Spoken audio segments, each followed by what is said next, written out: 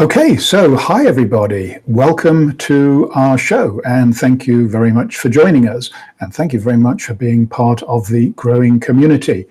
This show is about luck. It's all in the title, and specifically the things that you can do to attract more luck into your life.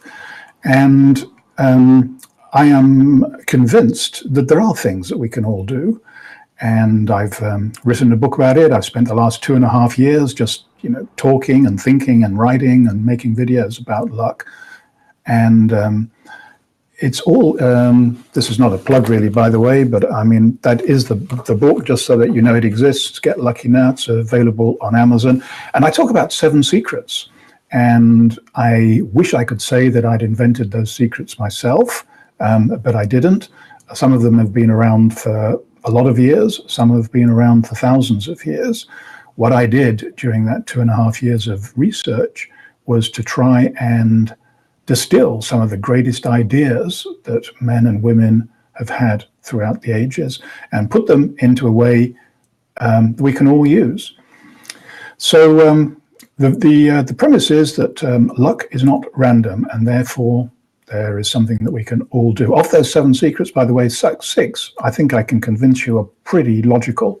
And you may well be doing some of those things already, but if you're not, then might be time to try them out. The 7th is definitely not logical. I call that chapter magic. And we may or may not have time to talk about magic today. But the good news about today's show is that I have 4 absolutely cracking questions that the community members have already posted, and I'm going to do my best to answer them in the 30 minutes that we have. Now, that's a bit of a stretch for me, but that's okay. I'm up for it today. Each of those questions, I could easily spend an hour in a one-to-one session with a client.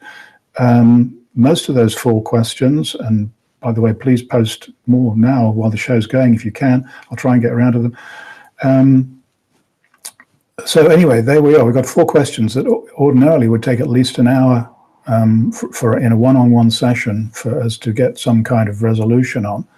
But the great thing about the brain is that there is so much we don't understand about it, and it likes to move fast. The unconscious mind moves very much faster than the conscious mind. That's the bit of the brain that I am going to be using myself today to give us a chance of hitting that pretty challenging target.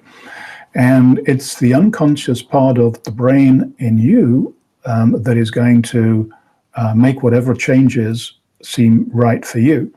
Now, if you're taking notes, you can by all means, but you don't have to, because when I am talking to your unconscious mind, those bits that truly resonate with you will resonate for a very long time. You won't need to think about remembering them.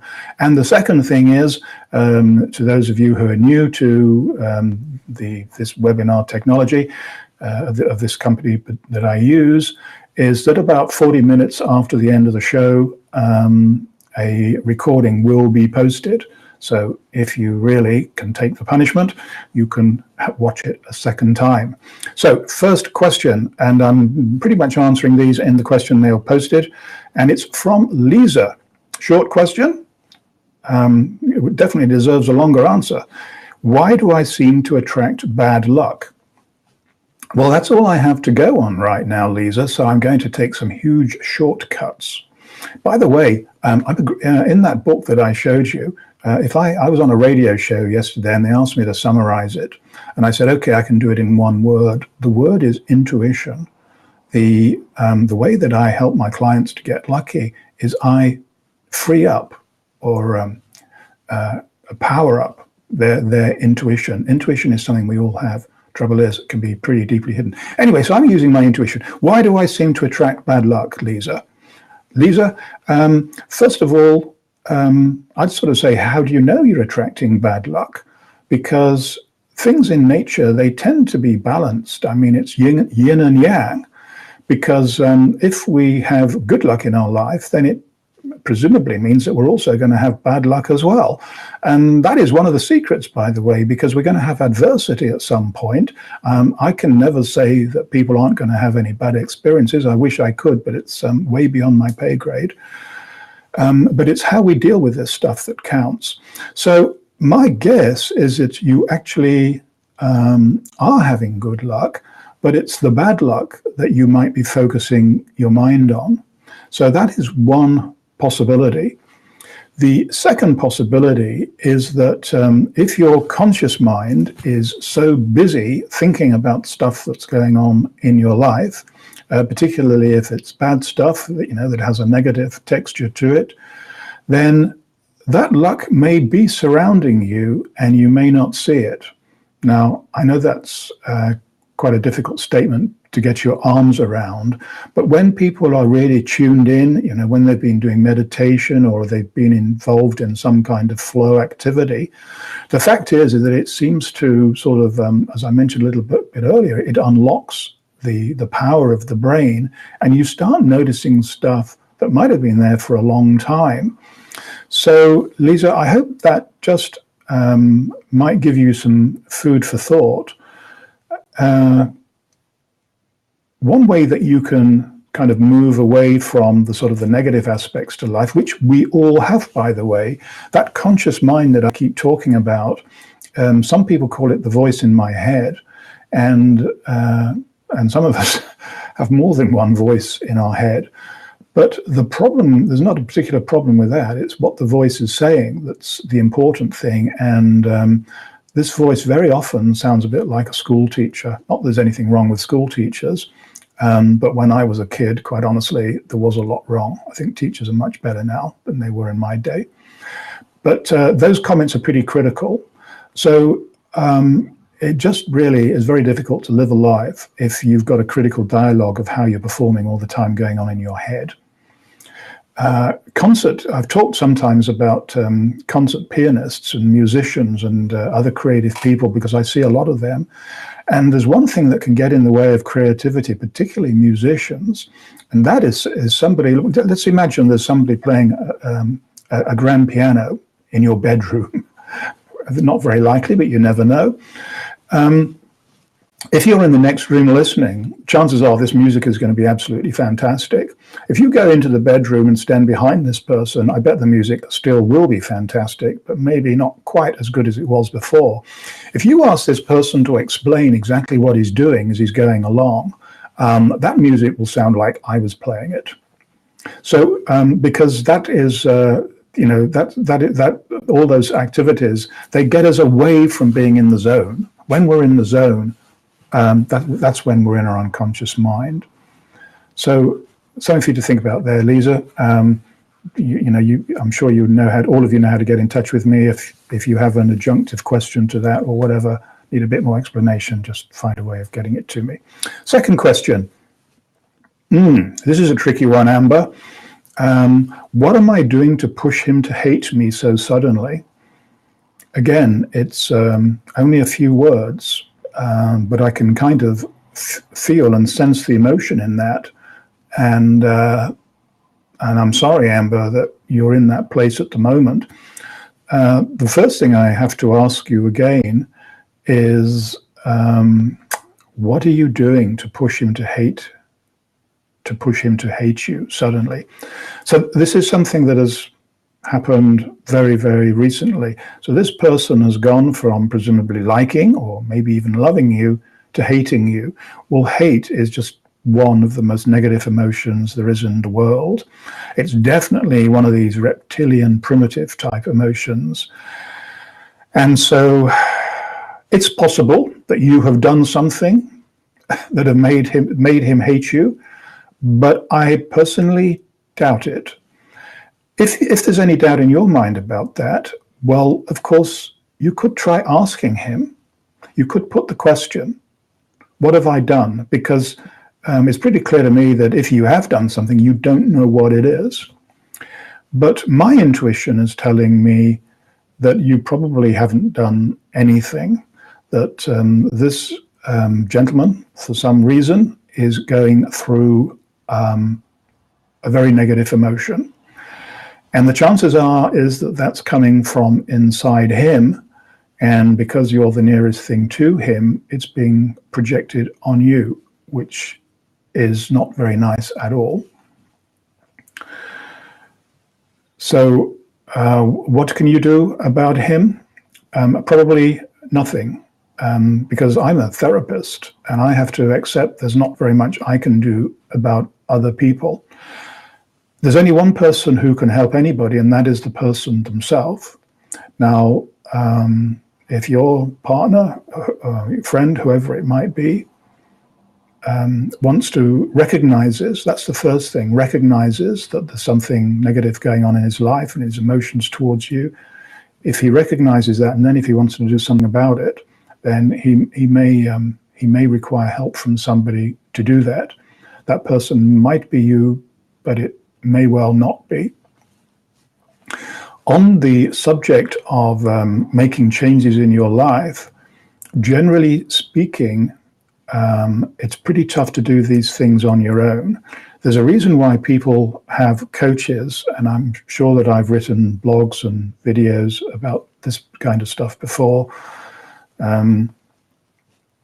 But it's something, going back to kind of the voice in our ear, a coach really is a voice in your ear, a voice in my ear, but it's not our own voice. And instead of being that critical voice, it's a kind, wise, and supportive voice. And that's why it can't be you, because we don't listen to our own voices. We hear our own voices all the time. And familiarity, well, I hope it doesn't breed contempt, but it certainly can lead to boredom. All of the top coaches that I know, they all have coaches. And I definitely do as well.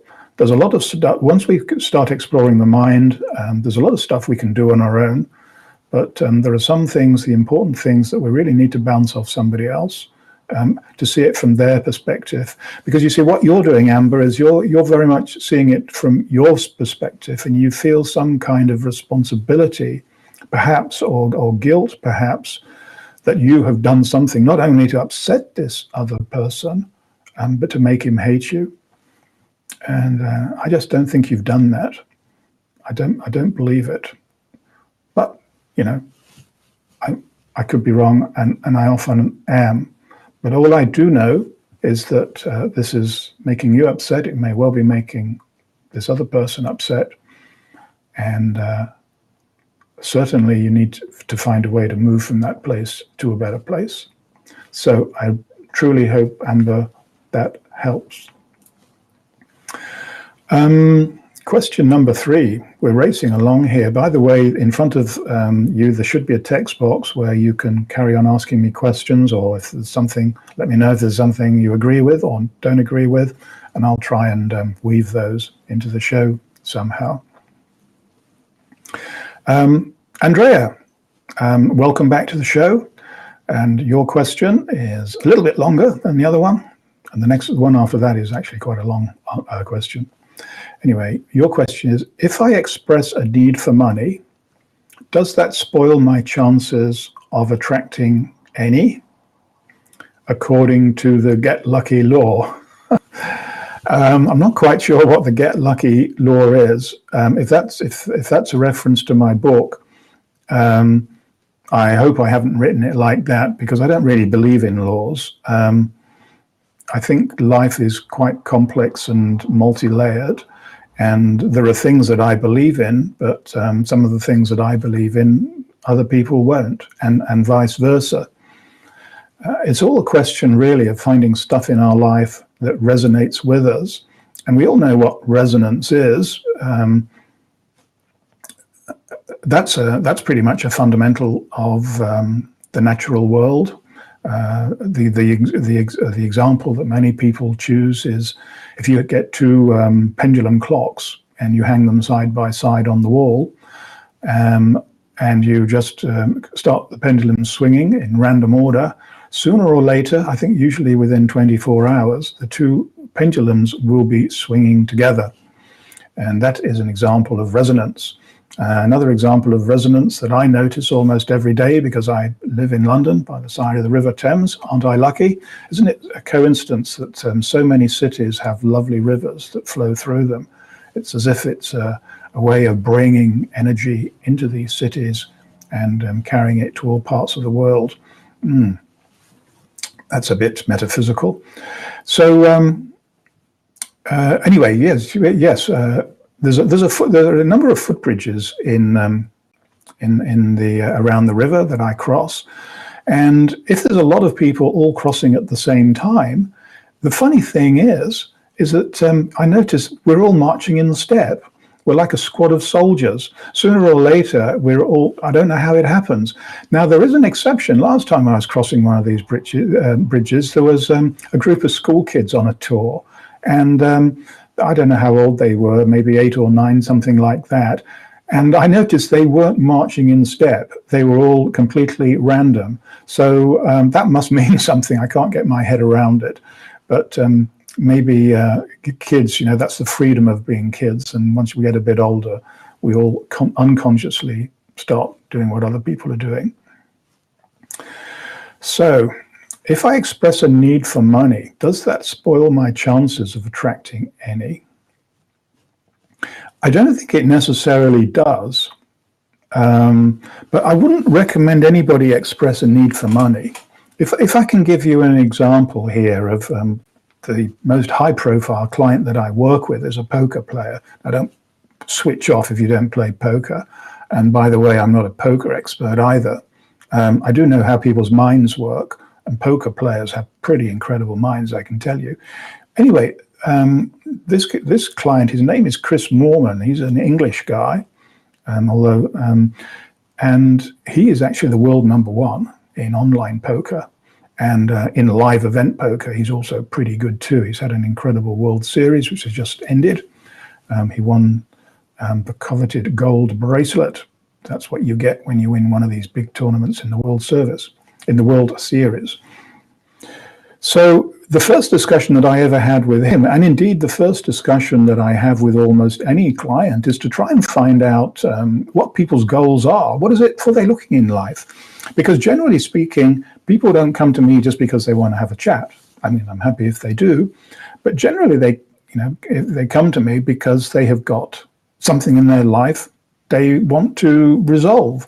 They either want to move into a different direction or they want to move away from a particular direction. And they feel that one way or the other, I might be able to help them with that. Well, as I said in one of my previous answers, I don't help anybody do anything. I don't help them to post great results at the poker table, on the golf tour, or in the acting profession, or all the other kind of people that I work with. Because it's the individual who's always responsible for what they achieve in life. My role as a coach is really, it's like, to be a catalyst. A catalyst is a chemical term, but it basically helps a chemical reaction go from A to B. So the catalyst sits in the middle and somehow allows that reaction to take place, but it doesn't change itself. At the beginning of the change, the catalyst is there. At the end, the catalyst is still there.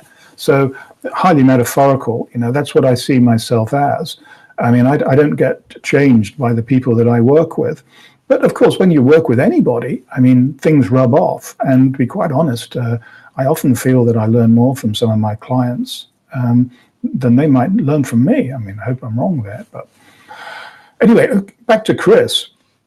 I've been working with Chris for 3.5 years, and he's posted some brilliant results. And some of you might know that 2 weeks after I started working with him, he'd never won a big live major tournament before, and he won the very next one that he went into. Now, that's a coincidence, isn't it? Poker players call that variance.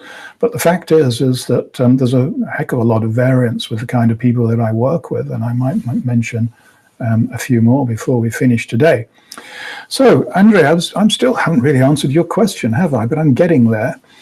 I'll repeat it again. If I express a need for money, does that spoil my chances of attracting any?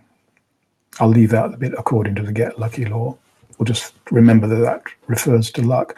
Well, you see, because when I asked Chris Moorman, the poker player, what his goal was, he said, well, I'm a poker player. I want to earn more money. And he also said, I want to win my first live major tournament. And I kind of played a little bit dumb because I wanted to know a bit more about this. So I said, well, Chris, I've looked up your career history and everything, and you say you want to win more money. I mean, how much more money do you want to win? You've already won a lot. I mean, last time I checked, he'd won $14 million in online play, let alone the money he'd made in events. And I said, what are you going to use the money for? He said, look, Steve, it's not the money. He said, actually, money is not particularly a great motivator of me. I mean, I have to pay my bills like anybody else, but there's other stuff in life that's more important to me. And I liked that answer. I had a feeling he was going to say that.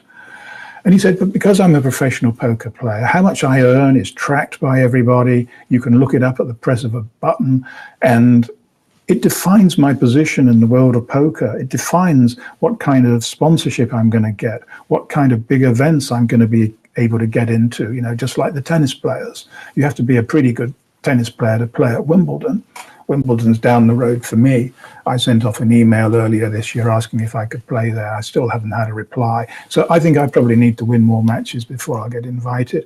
Well, that's what it was like for Chris.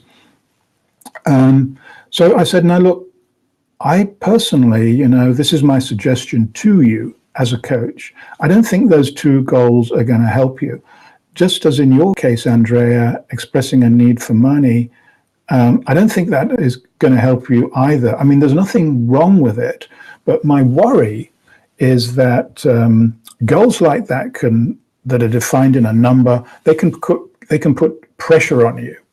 Now, if I can use Chris's words again, he has told me, we'll sooner or later, every time we talk, I'll ask him, what the results have been like, what he's won. And he's had a big victory. And I said, well, great news, Chris. You must have really had your head in the right place then. He said, actually, I didn't play that well. He said, I've played much better than that before. But, something worked. I mean, he got lucky. And other times he's played really well and got knocked out. So you're going to have a lot of bad days in the office if you just have a little graph and you see how much money has come your way that day.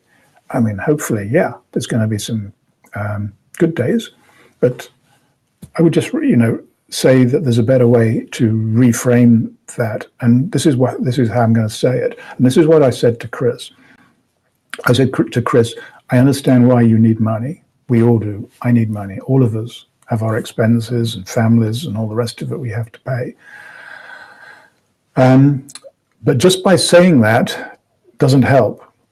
It's going to be a process, by adopting a process that, if we've got the right process and if we've got just a little bit of luck, is going to bring us the money. The money will come. Or as I say to the athletes that I work with, follow the process, stick to the process, and the results will follow. And by a process is one of those little things that we do every day as part of our job. And they're so little, it can be like they don't count, like they're not important. And in my case, I mean, I've tried to simplify my processes as much as simple. So my main process is to put myself in the game. And I mention that in my talks and to my clients, and some of them have really resonated with that, and they've really run with it. And that has produced them some incredible results. Because if you don't put yourself in the game, if you don't buy a lottery ticket, not, unfortunately, that if you do, I can promise you're going to win. But if you don't buy a ticket, you're not going to win. If you don't enter the singing competition, you're not going to win. And the reason why people don't enter stuff is because they have this voice in their head that I mentioned that tells them they're not good enough. Well, let me tell you something. When it's judging whether you're good enough or not, you're actually the least qualified person to give a valued opinion on. So don't do it. Just like I don't give an opinion on what I'm good at or not. I mean, I know from whether people subscribe to me, the comments I get, how many books I sell, all that kind of stuff. I know roughly whether I'm doing the right stuff. But I don't listen to that. I keep on doing stuff. I keep on putting myself in the game until somebody tells me to stop. And I try and put myself in as many games as possible. And some of them turn out to be pretty lousy games. but some of them turn out to be the ones that I thought, oh, I bet that's going to be a boring game. They turn out to be the best. So these are things that go on beyond others, Andrew. It's about spotting opportunities and following opportunities and being brave enough to accept that some of those opportunities may not, will not take you where you want to go. But if you keep doing stuff like that, unfortunately, I do know a little bit about you. Already you're doing some really good stuff to put you in the game. And I think if you just carry on with that and you carry on believing that you're good enough to do what you're going to do, I think the money's going to come one way or the other. And I certainly hope that it does. So good luck with that, Andrea. And we have about 5 minutes left, so which is good because this is the final question. By the way, anybody who wants to ask another quick one, we might be able to get around to it. But anyway, this is from Kevin, and I had to think about all of these questions, by the way. But Kevin only just really posted his fairly recently, so it's quite technical actually. I'll read it to you.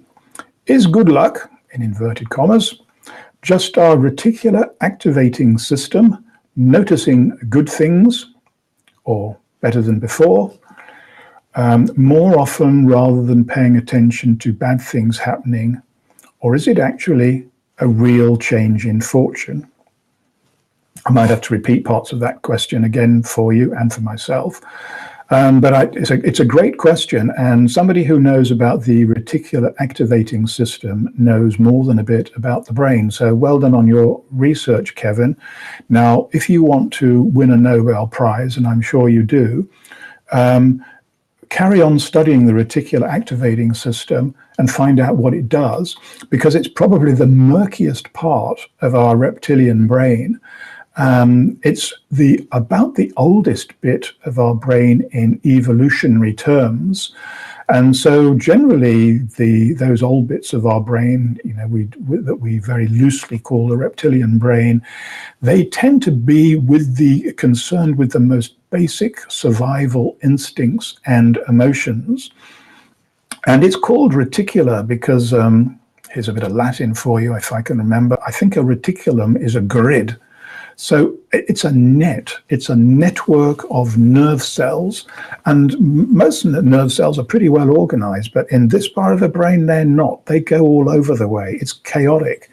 And a lot of scientists have tried to study this so they can understand more about what the reticular system does, and they've given up and moved on to different parts of the brain. But a lot of truth in what you say. So is good luck just recognizing good things more than paying attention to bad things? I don't think it is. And if it was, I wouldn't have wasted the last 10 years of my life doing what I do now. I think it's a bit like that expression, the harder I work, the luckier I get. Yeah, some truth in it for sure, but it's definitely not the whole truth, because it doesn't explain chapter 7 in my book, The Seventh Secret, which is magic. And I can give you many examples of things that are not variants, as I mentioned in an earlier question. I mean, my first client was a golfer. And after working with me, within 3 months, they had a hole-in-one, which is pretty amazing.